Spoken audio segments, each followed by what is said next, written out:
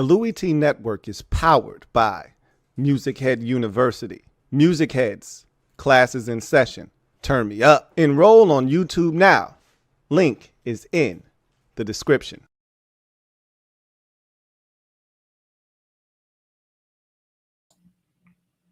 Who else could it be but me, your man, Louie T? Welcome to the Command Post Live. You know what it is. Post up. Take command out of course. I'm your host, Louie T. Thank you for joining me.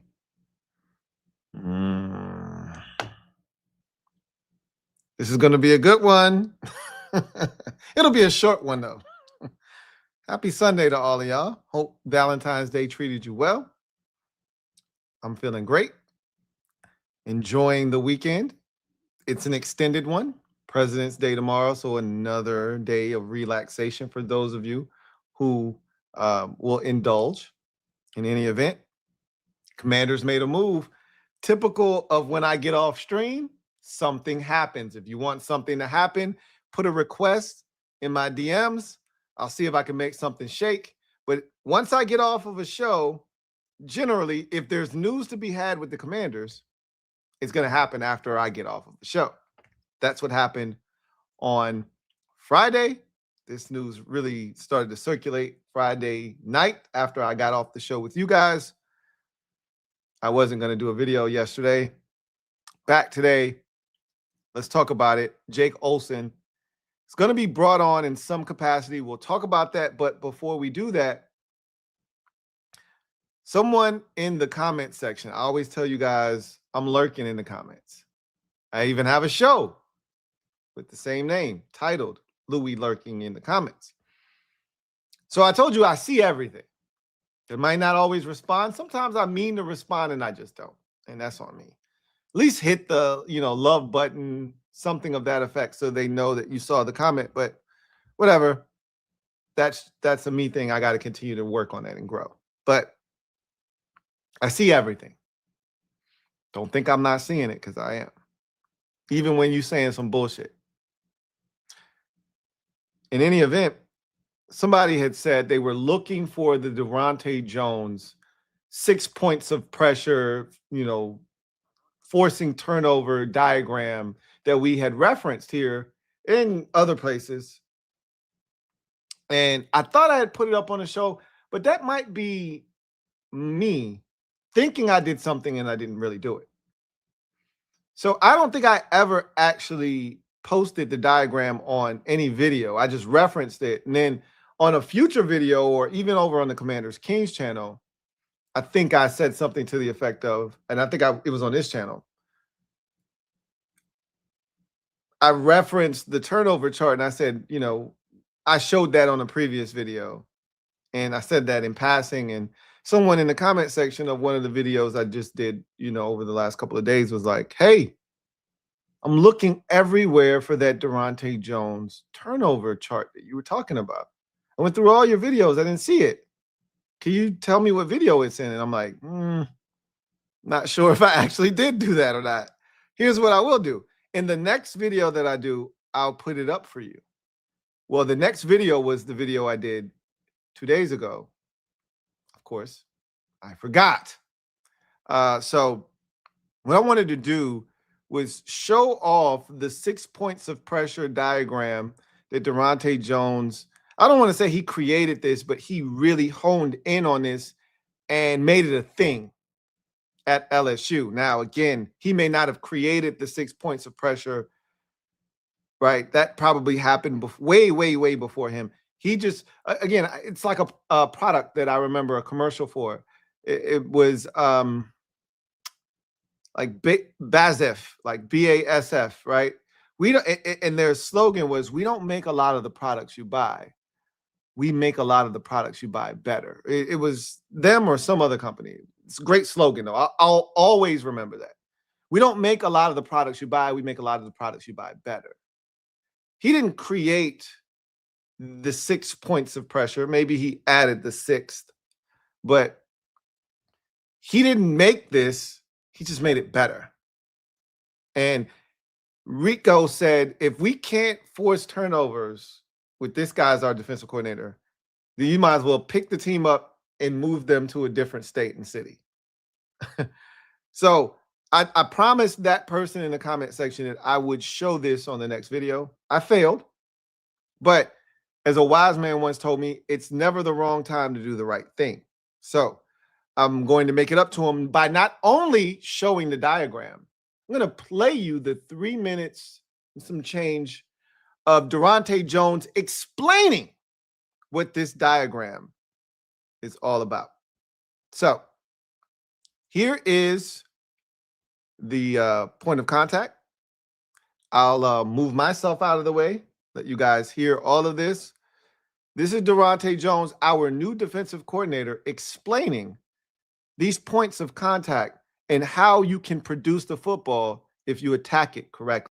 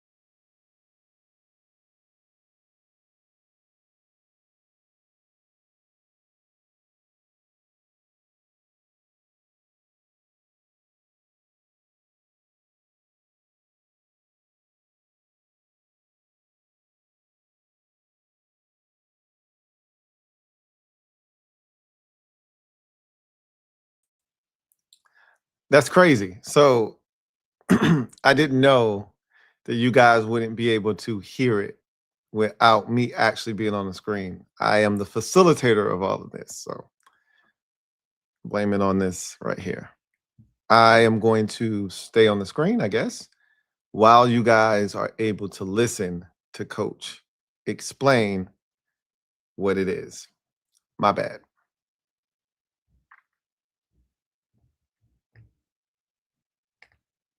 With ball disruption, we first, before we can attack the ball carrier, we have to understand how they're being taught to hold the ball. All right. And so we want to introduce the 6 points of contact for ball security. All right. So the point 1, all right, that is the weakest point of contact. And as you look at the diagram right there, point 1 is the finger, right? It's the front tip of the ball. That's where a lot of balls come out because of poor finger or palm positioning.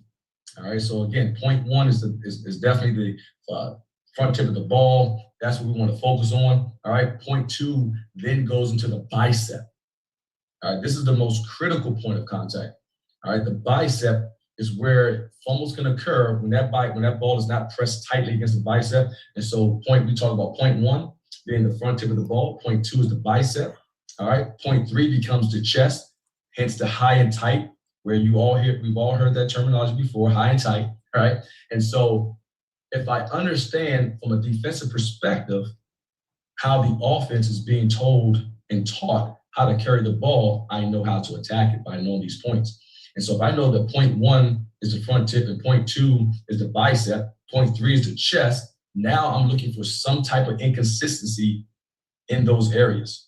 All right. And then point four being the forearm. All right. And so when you talk about point 5 and 6, the only true way that you can kind of minimize as a ball carrier, can minimize turning the ball over, he has to have point 5 and 6. All right. And that's really when you put two hands on the ball. All right. If you don't have two hands on the ball, there's a 33% chance that there will be a fumble even before we have contact there. All right. Just because he can't secure it with two hands. And so we talk about this with our guys in terms of understanding what point that you're going to attack to the ball carrier. All right. And then also we do a great job in practice statting this, right? You got to take stats to this. You got to track it in practice. And we want to emphasize strip attempts at practice. Just get a punch on the ball, trying to get a hand on it, trying to rip it out, trying to pry it out. We want contact on the ball at practice. That all creates a mindset for turnovers. And so to help our guys develop that mindset when it comes to turnovers, we're tracking tackling, right? We're going to put stats to paper for strip attempts. We're going to put it to paper even for rip attempts, all right? Everything, scoop and scores, loose change, that ball on the ground, incomplete pass, I'm running to the ball, I'm scooping and scoring. Everything has to become about the ball to develop that mindset. And so now you start to see how guys recondition their mind to, okay, I'm going for the tackle here. Oh, I'm the second man, I'm going to get the ball out. Or I'm going for the tackle, I see that ball is exposed by the ball carrier, I'm going for the ball. And it just helped guys become conditioned to understanding it's all about the ball, all right? So, again, I don't know if you guys had been exposed to that video before, to that audio. It's part of the reason why I injected myself with hopium and there's no going back, right? Like when you listen to that, and I had listened to that way in advance of his press conference. So I was privy to this information. I knew how he felt about turnovers. He's not just talking about turnovers. He's preaching it. He's living his words. He's not sitting here telling us ball is life, but they're not actually practicing on how ball can become life and just assuming that guys have the talent to go take it away like they had in Dallas. That's not what's happening. He's going to teach them the principles and the fundamentals of why, how, and when turnovers can be created. This isn't luck. Some of turnover creation is luck, right? Something goes wrong. We benefited from luck turnover creation in the playoffs against Tampa Bay in 2024. We don't win that game without the fumble exchange with Baker and Chris Godwin. That's luck. We didn't do anything to create that turnover. Sometimes that happens. But generally in the NFL, if you want to create turnovers, you got to be looking for them, actively seeking them out. You got to force them.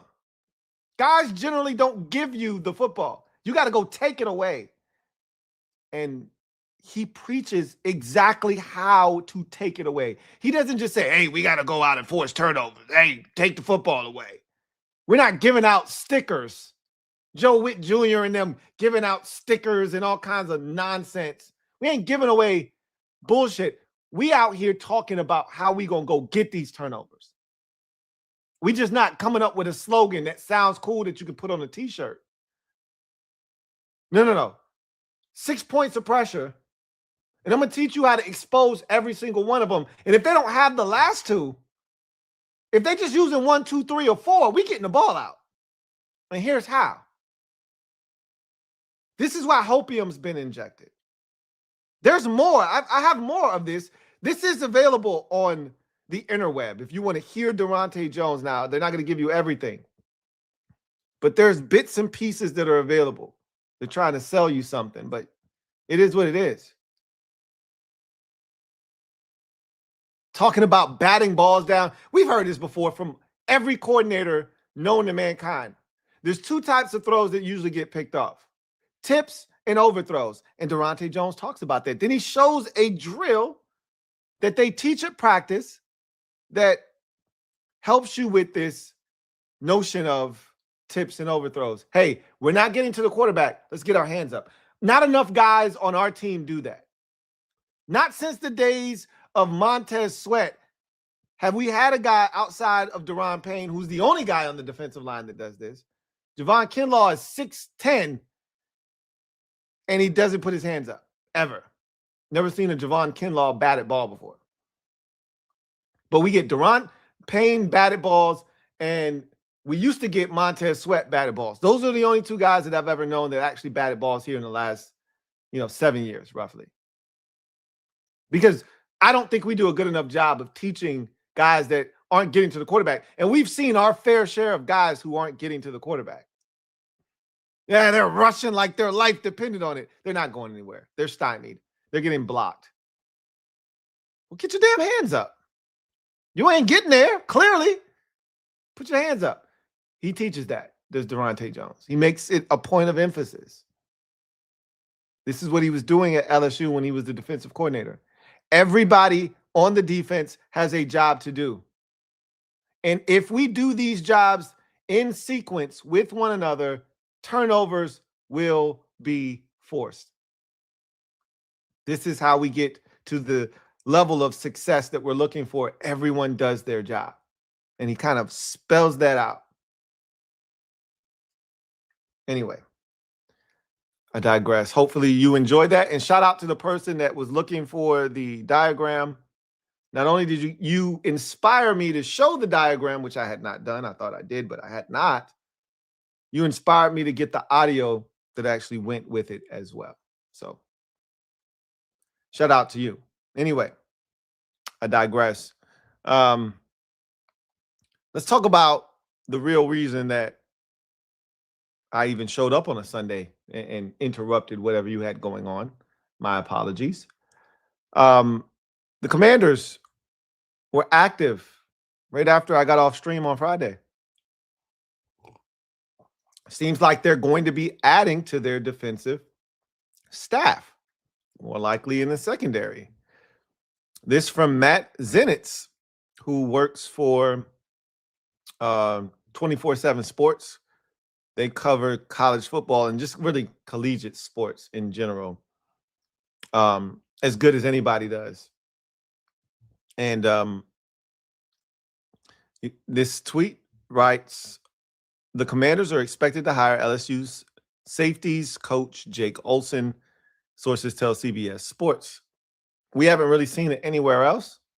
So I think a lot of people have been kind of apprehensive to report this. But a lot of times, sites and outlets like 24/7 Sports, they're all over this college football stuff. Anything collegiate based, they're all over it. And so I tend to,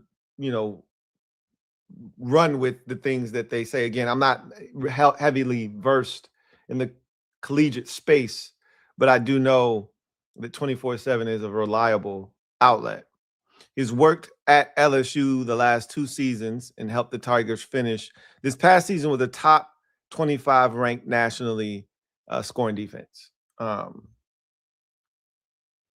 don't know if you had a chance to check out his Jake Olsen's, if this is true, and I think we have to say that if this is true, because we're waiting on our beat reporters. Give me a Ben Standing, give me a Nikki Javala, give me a John Keim, a Candy Waller.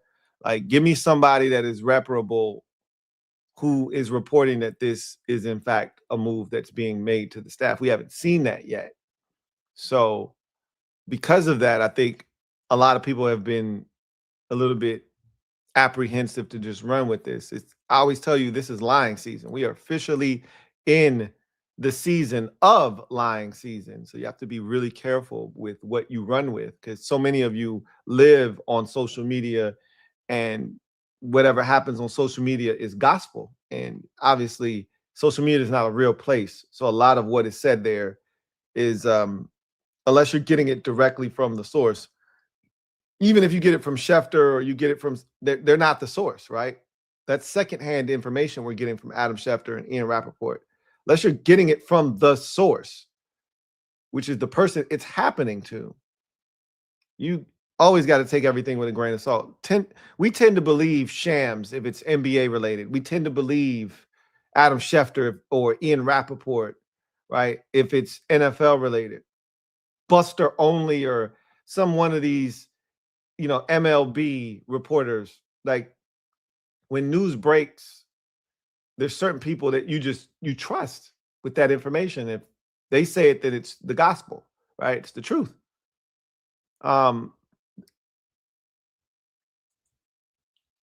Zenitz isn't one of those people, right? So, and because somebody on the beat who we trust hasn't, confirmed this, you don't want to just assume it's the gospel.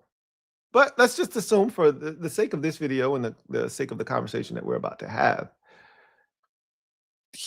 this is gospel. Matt Zenitz is reporting something that is absolutely happening. And even if I wasn't sure if this was, true or not, that Jake Olsen, who has been the safeties coach at LSU, who I'm going to talk about here in a second, is going to be a part of this Commanders defensive staff under Daronte Jones.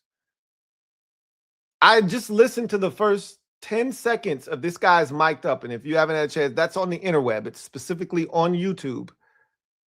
There's a 2-minute and 30-second Jake Olsen mic'd up from 2024. I would indulge if I were you.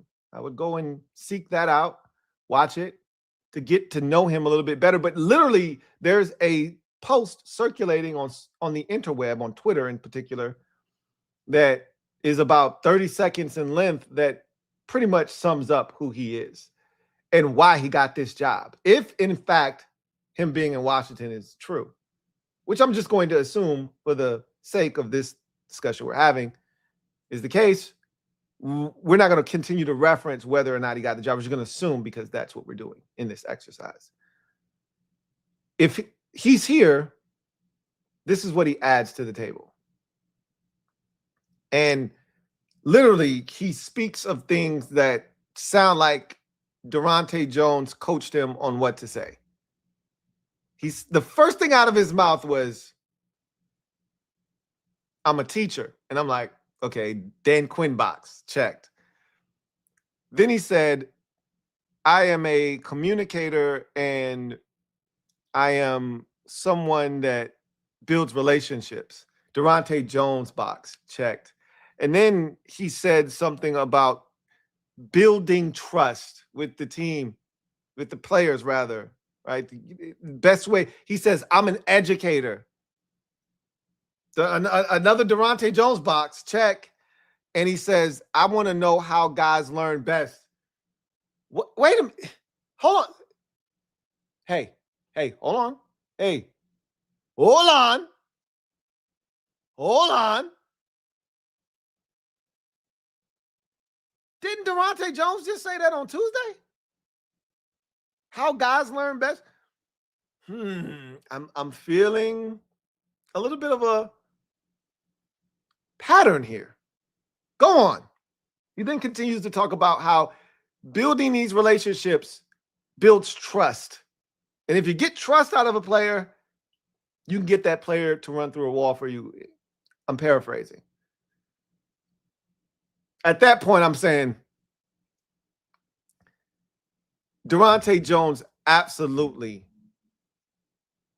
had an impact on this guy. They crossed paths in 2021 when Daronte Jones was the defensive coordinator, his lone year at LSU. It was the first year of Jake Olsen being at LSU as a, let's just call him a defensive assistant. We'll call him that year. Call him a defensive assistant. He was really like a pseudo intern, but he was really cutting his teeth. He cut his teeth at the JUCO level. So another one of these guys is just one of those grinders that's slowly working his way up. And we don't even know what his title is going to be, right? Because this is why this is an important show, because it's almost like we over here, I feel like real female-ish for this, right? Because it feels like now we gossiping and shit. Like, you know, did you hear that they bringing in a safeties coach? Potentially? Defensive backs coach? And you like, we already got two. We already got two defensive back coaches. And the safeties coach, I mean, this is what this guy coached. Safeties coach is Tommy Donatell. So what you trying to say? You know, what you trying to do? Like, we almost like, because so many of y'all want Tommy Donatell. I don't know why. Tommy's a nice guy. And he's supposed to be a really good coach. I don't know why y'all want Tommy Donatell out of here. I don't know why. Stop asking. But guess what? For the same reason you want Tommy Donatell out, because he's white. Shout out to the whites. They're bringing in another white guy. So really, what are we doing here, folks? We got to come together as a people and stop the madness, right? Because clearly they feel like Jake Olsen can come in here and coach up these defensive backs, safeties, corners, whatever. They clearly feel like he's qualified. And a lot of what he preaches, you see it with Daronte Jones. So I really believe that 1 year Daronte Jones was there, he had an impact on Jake Olsen. Because they speak the same language. Literally. Again, if you watch that clip that's circulating on X, you don't even have to watch the other 2 minutes.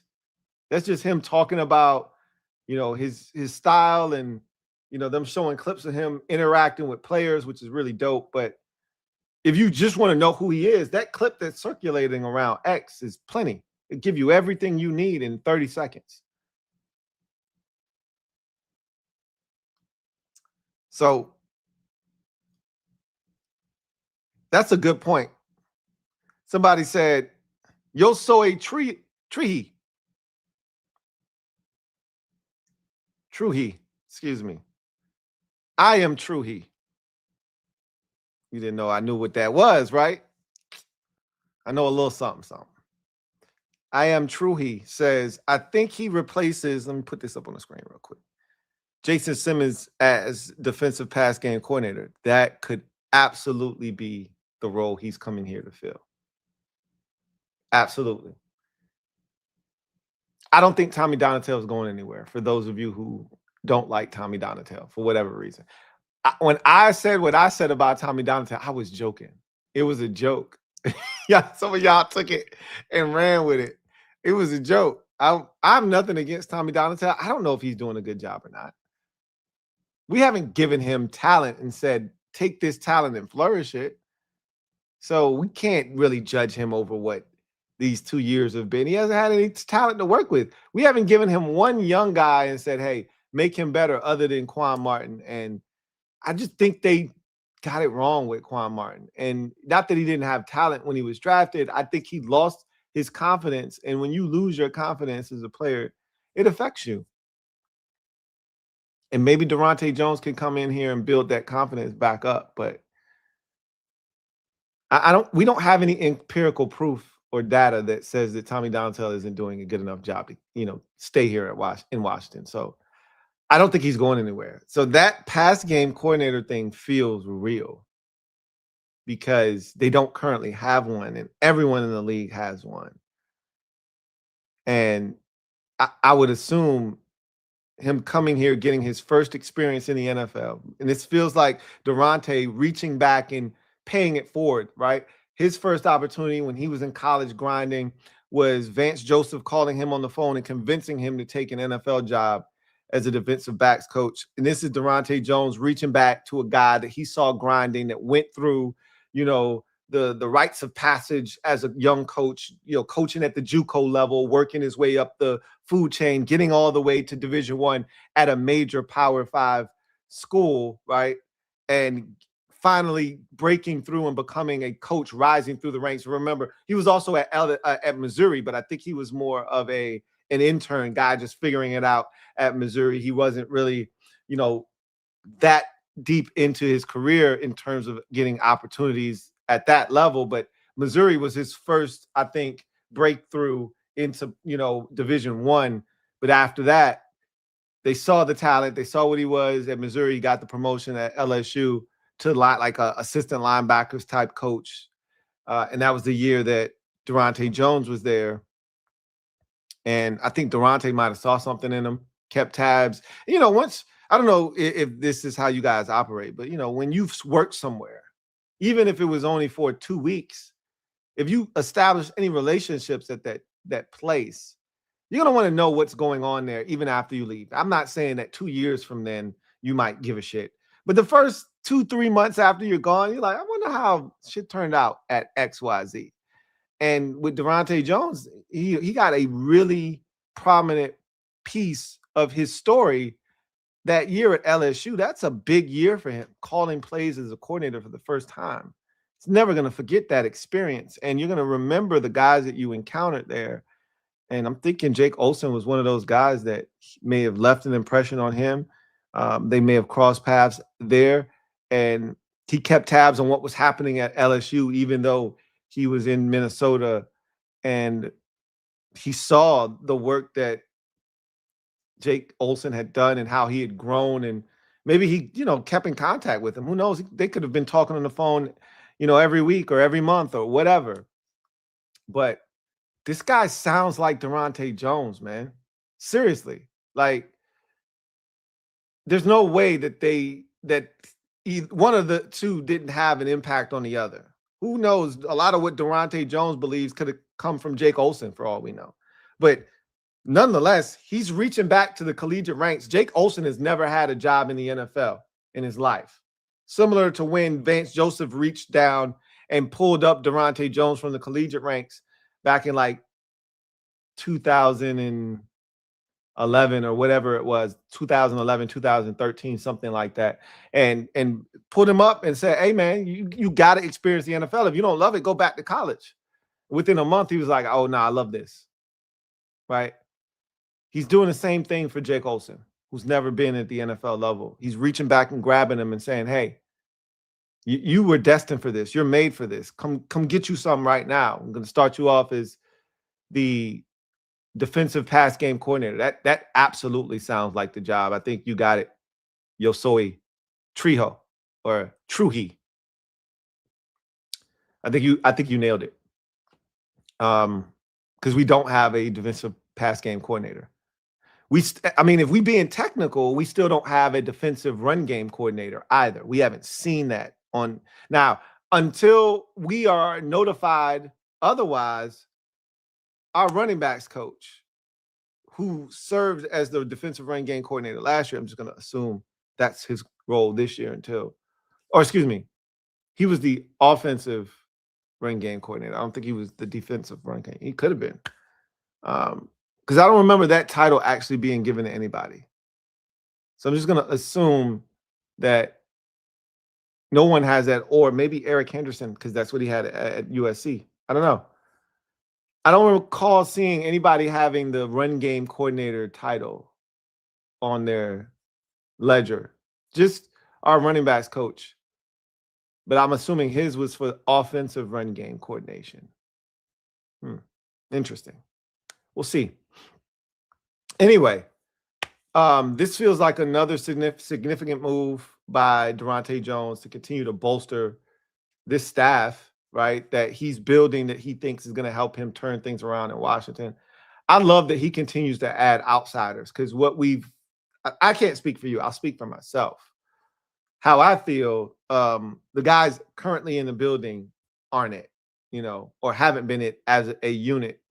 Let's move some guys out of here, reshuffle the deck with some guys, fresh eyes, as DQ likes to say. Bring them in here. Let's see what kind of ideas they have, because for the 2 years that we've seen these coaches on the defensive side have a chance to attack the football, get these players to attack the football, shit ain't happening, right? Shit is not happening. So anybody got any ideas? Bring as many guys from the outside to try to change up whatever the hell they were doing that had us as one of the worst defenses in football in 2025, and a defense that was being carried by Jaden Daniels in the offense in 2024. Find me some guys that can help turn this shit around. So Daronte's coming in here, and he's bringing in guys like with the likes of Eric Henderson and Jake Olsen, because you can't just trust the dudes that they had in here. Even though DQ will swear, he will swear up and down that these dudes are great at their jobs, and they might be. Like, I think Ken Norton is a really good. I think he actually, at his core, is a good linebackers coach. I do believe that to be the case. I can't say if he is or isn't. I just think he really is a good linebackers coach. So I feel like the staff probably isn't as bad as the whole, right? But the sum of its parts right now felt like it was underwhelming. And so got to get that straight if you want the actual overall product to be what you want it to be. So I think you see Daronte Jones bringing in guys that he believes can help him get this product to where he needs it to be, assuming that he gets the players that he needs. So I'm intrigued. Again, another move that I feel like is going to be massive in helping this team get to where they ultimately want to be, which is a middle of the pack. Like right now, I'm just striving for middle of the pack defense. 17th, 18th, 19th in the league, 20th even. If the Commanders are anywhere in that neighborhood, even without turnover creation, if there's somewhere in that neighborhood, they got a shot. You add in to them being somewhere in that 17, 18, 19, 20th ranked, defensive yardage per game given up category, statistic, whatever. You add in turnovers and you say, hey, the Commanders are top 12 in turnovers forced this year, plus minus, because here's what we know. Jaden Daniels doesn't turn the football over. This is what we do know. In 2 years, even as bad as things were last year, you look at the numbers, you look at his turnovers, and the fumbles were up. I think he might have lost, more fumbles this year, because if I'm not mistaken, he didn't lose any fumbles in his rookie season. But I think he might have lost, 2 or 3 of them. But you look at the touchdown tosses to the interceptions, you can add the fumbles in there that he lost as well, and you combine those in his first 2 years, he just doesn't turn the ball over. Shit happens, right? He's going to throw an interception. He's going to fumble the ball, because every quarterback does. But he's not going to do it very often. So if you start generating turnovers, we're going to be in the plus. You start generating turnovers at a high enough clip that puts us in that top 10, top 7, hell, dare I say top 5 plus minus category. Bro, you could be the 23rd ranked defense for all we care. But if you're generating turnovers at a level that allows us to be one of the better plus minus teams in the league, we're going to win football games. Period. Defense doesn't have to be great, because I don't expect that in year 1. But you do have to show life, proof of life, as I like to say. And if the turnovers, if you're not getting turnovers, at least get off the damn field. If Tressway forces a fair catch at the 9, they shouldn't be getting another first down. Make them punt the damn ball from the 16-yard line so we can get this field position. If the ball is down at the 2-yard line, they can't get 2 first downs. They can't do it. Maybe they get 1. You want them to get none. Okay, but they get one. Let's say on the second set of downs, let's say they barely get the first down. They get 11 yards. So now they're at the 13. The next set of downs, you got to get a stop. If let's say they get 7 yards, they're out to the 20. If they punting from their own 20, it's not terrible, but you're going to get good field position off of that. You should, theoretically speaking, you should. Now, if you would have stopped them on the first set of downs, let's say they 4th and 5 from their own 7, he's putting inside his own end zone. You're going to get great field position. But our defense never does that. We give up 3, 4 first downs, if not a drive for points. So either or is going to help this team defensively. If you do both, let's say you take the defense, and I'm assuming that the defense was at least 30th in the league. It was either 30th, 31st, or 32nd, right? I'm going to assume 30th because I still think that Cincinnati and Dallas's defense were really bad.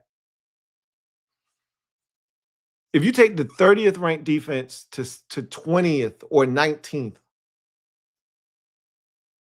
and the turnovers aren't great, but it evens out, and we're at -1, 0, or +1, right? So give her minus plus, give her -1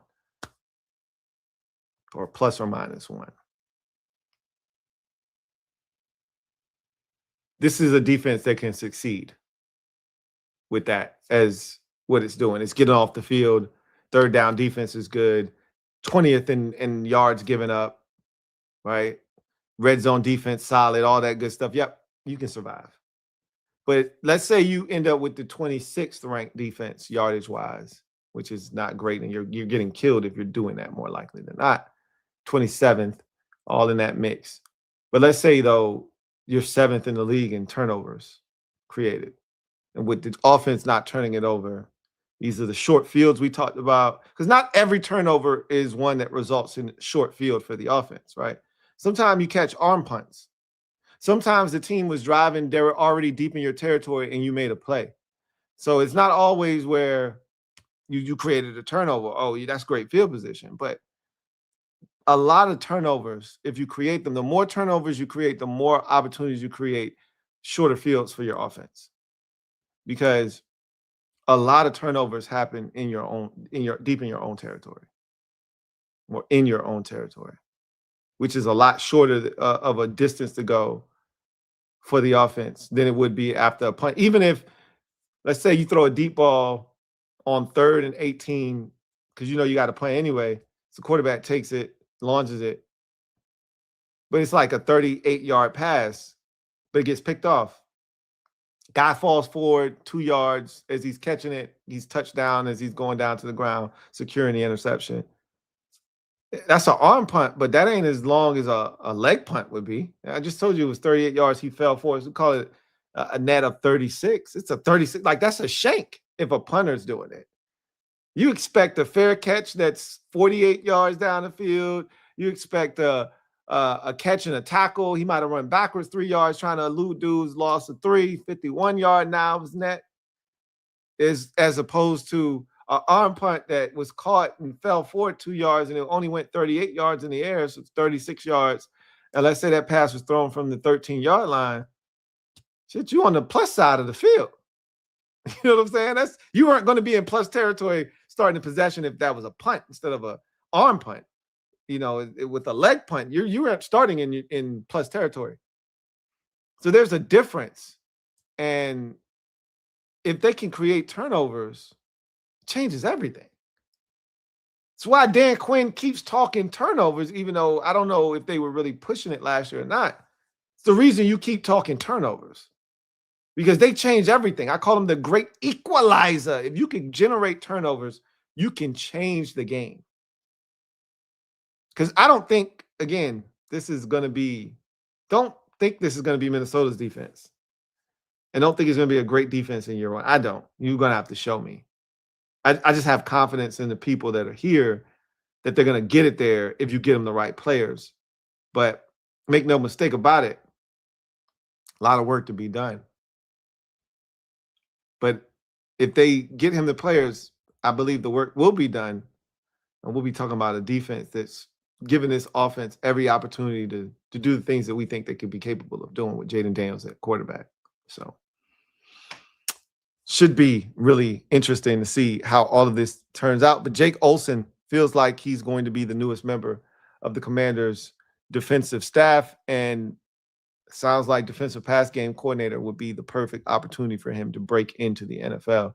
And another guy that, which would be the Jason Simmons role, another guy that speaks the language of one Daronte Jones. You want as many of those guys in here as possible. So when that message is being disseminated, it sounds a lot like what Daronte Jones is saying. And Jake Olsen feels like an extension of Daronte Jones. But in any event, let's get a quick word from our sponsor, come back on the other side, and then we'll get to the comment section. Sleeper. Sleeper is the best way to experience and connect over sports together. It's a one-stop shop for all of your sports needs. You can celebrate and chat in the games in real time with other users, get the fastest scores, blazing fast news and alerts right at your fingertips. Play in fantasy leagues and win real money on picks contests.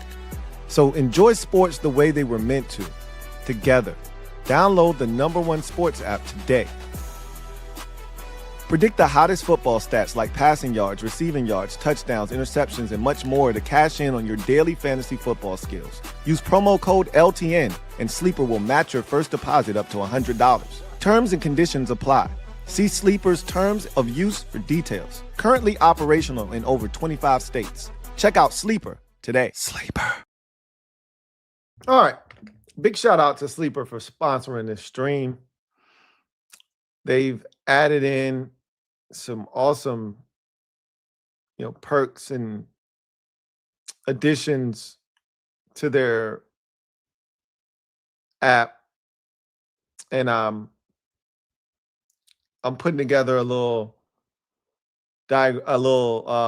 video for you guys so you guys can see the additions that have been made. And Sleeper's been killing it this year. Now that football season's over, you're transitioning into basketball, baseball. The Olympics are going on. NBA All-Star, for those who participate, right, is going on this weekend. So they got opportunities to put a little something down on all of that action and so much more. Make sure you use my promo code LTN to get you 100% match on your first deposit up to $100. Let's get to the comment section, see what you guys have to say, and we'll get you guys out of here. Happy Sunday to everybody who celebrates. J-So, thank you for the super chat. Greatly appreciate you. Thank you for being a member of the MOBB, who writes, I'm late to the party. Why are we watching Antonio Gibson drill videos? That was Ray Rice, and that was me showing Daronte Jones's 6 points of pressure on a football and him talking about creating turnovers and how to do so. So that's why you saw that as you came in a little bit later. All good. John Perez, thank you for the super chat. Greatly appreciate you. Shout out to my guy, JP. Really appreciate you as always. Thank you for being a member of the MOBB, who writes, Jake Olsen coming to this team from LSU is interesting. Maybe Mansour Delaney can be the next, could be the pick at 7, Lou. Not saying, just saying. I thought about you. The first thing that I thought about when my wife, because my wife was the one who broke the news of this happening to me.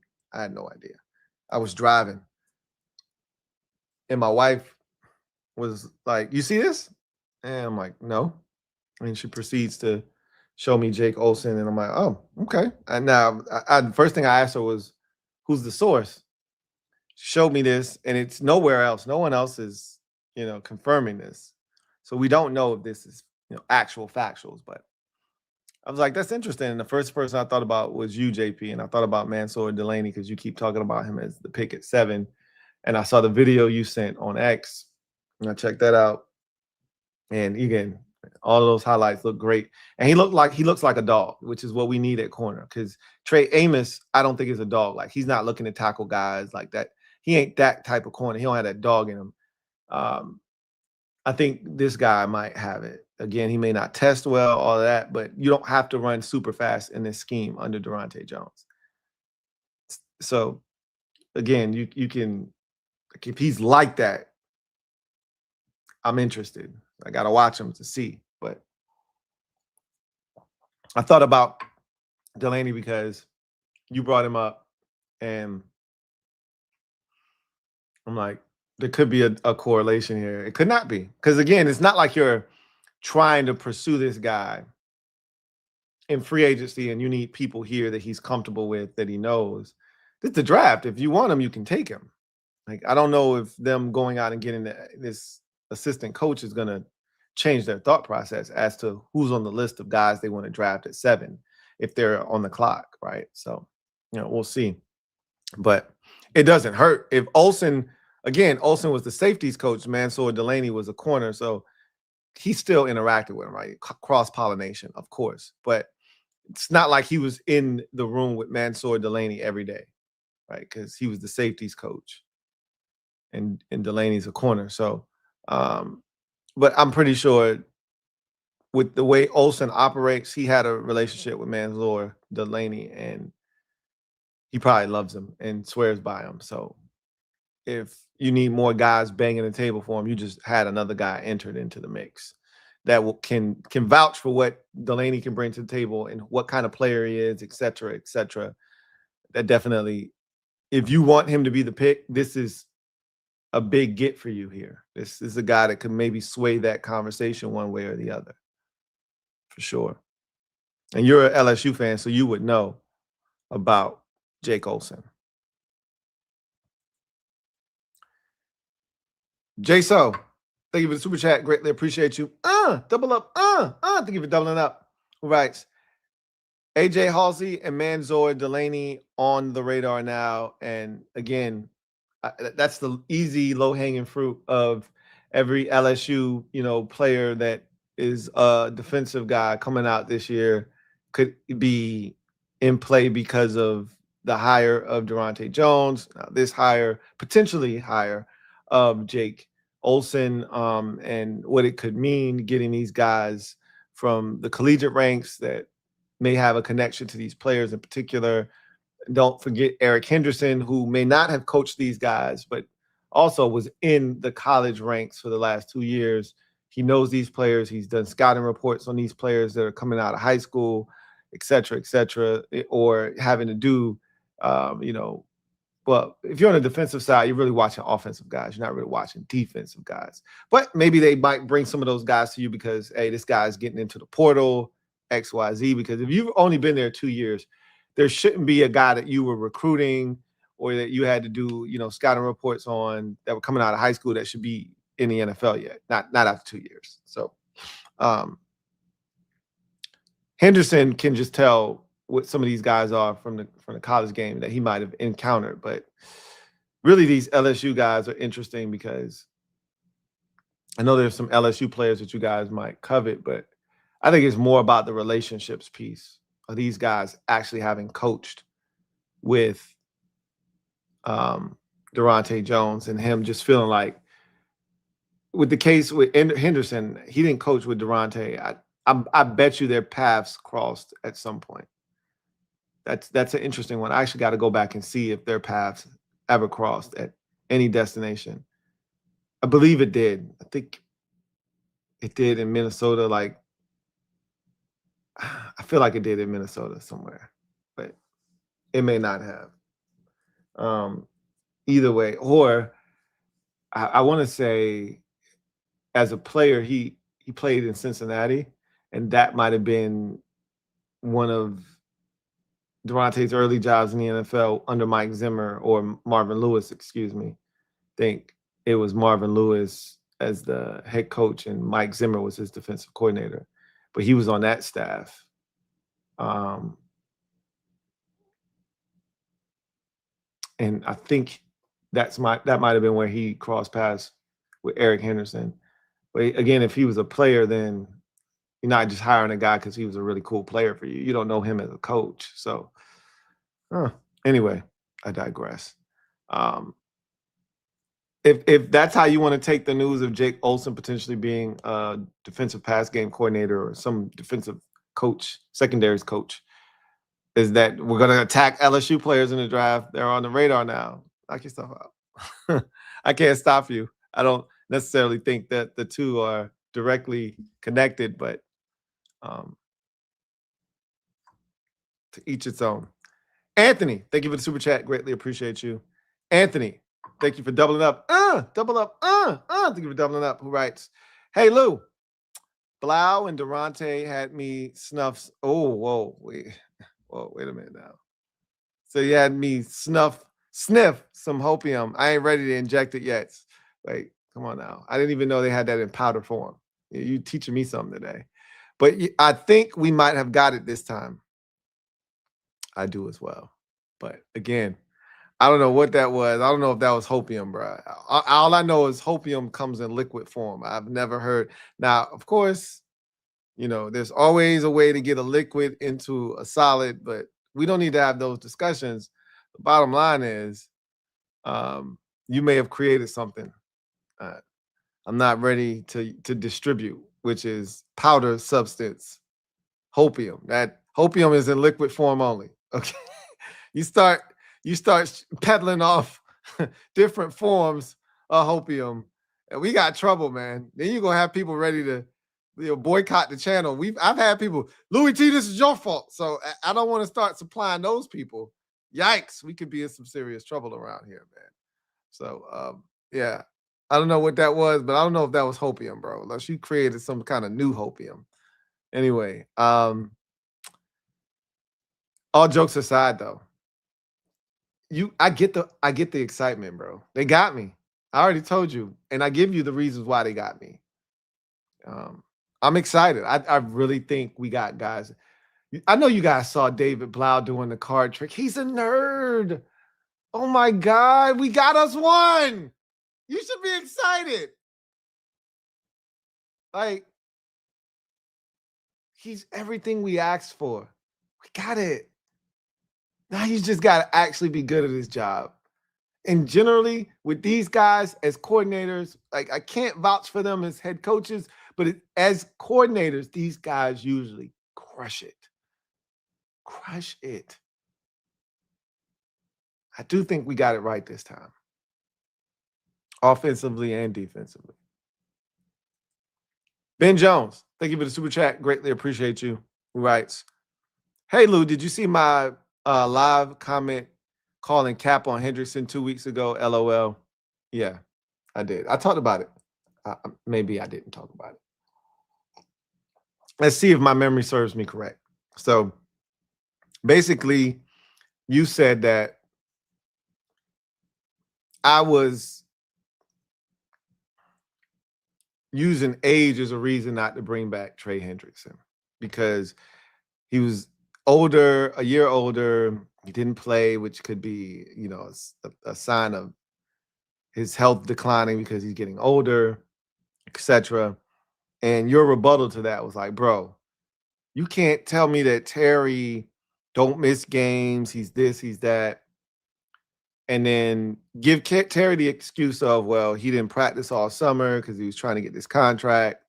And then say he got banged up because of the holdout and not having a ramp up period and, XYZ. When Trey Hendrickson is the same guy as Terry, he don't get hurt, he don't miss games. And then he was out this whole season basically due to an injury. And he didn't have camp just like Terry did. You got to give him the same benefit of the doubt because this dude been killing it. I'm like, all right, fair. That's fair. If that's the comment you're talking about, yeah, I saw it. It's fair. You're not wrong. But I think his was more upper body. That's the only reason why I say that. I don't think he had a lower body, lower extremity. You know what I mean? But I guess that doesn't really matter, right? It doesn't matter how it happens. His body wasn't properly trained, and that's every part of his body, upper and lower. So I absolutely get it, what you were saying. I still don't want him. And it has nothing to do with whether or not I think he is still, able to play at a high level.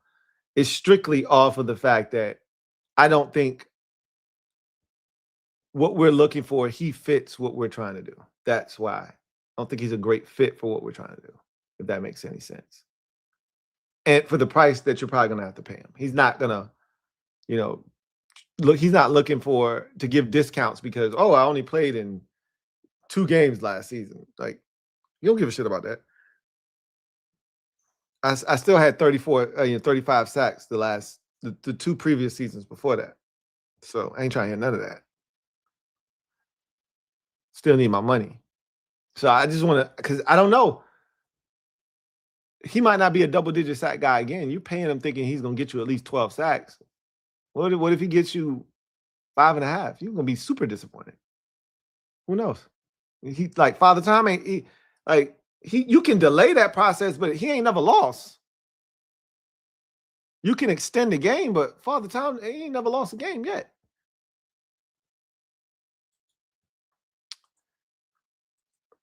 I say that to say this. I heard exactly what you said. I get it. The argument is fair. I still don't want him. Still don't want him. But I absolutely received the information. Club 100 TV. Thank you for super chat. Greatly appreciate you. Who writes? Lou, I got a wild take. I'm listening. I think we get Mike Evans. Why? Why Club 100 TV?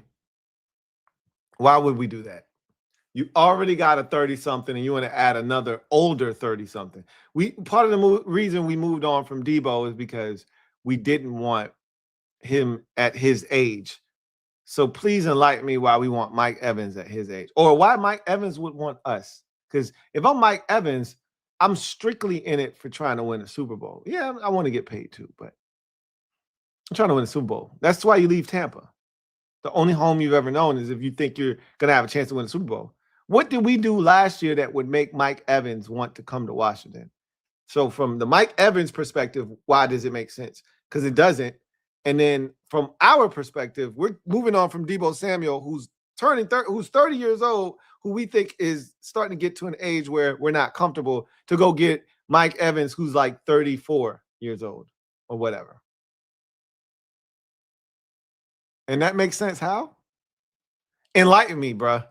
Tell me why Club 100 TV, because that's a really wild take, because it don't make sense on either side.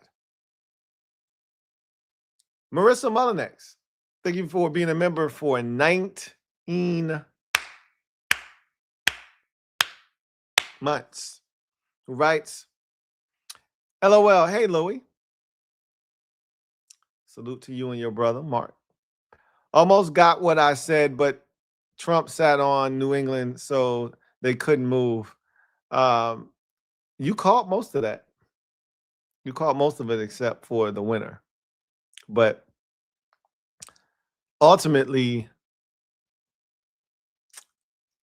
we had talked about it. New England didn't belong there. They didn't belong in the Super Bowl. But they earned their way there, and you can't take that away from them. So it is what it is. Anyway, I digress. That is going to do it for me, your man Louie T, here on the Command Post Live. You know what it is. Post up. Take command.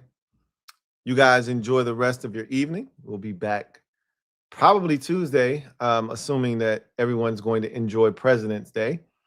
That is a federal holiday. So shouldn't be a ton going on tomorrow.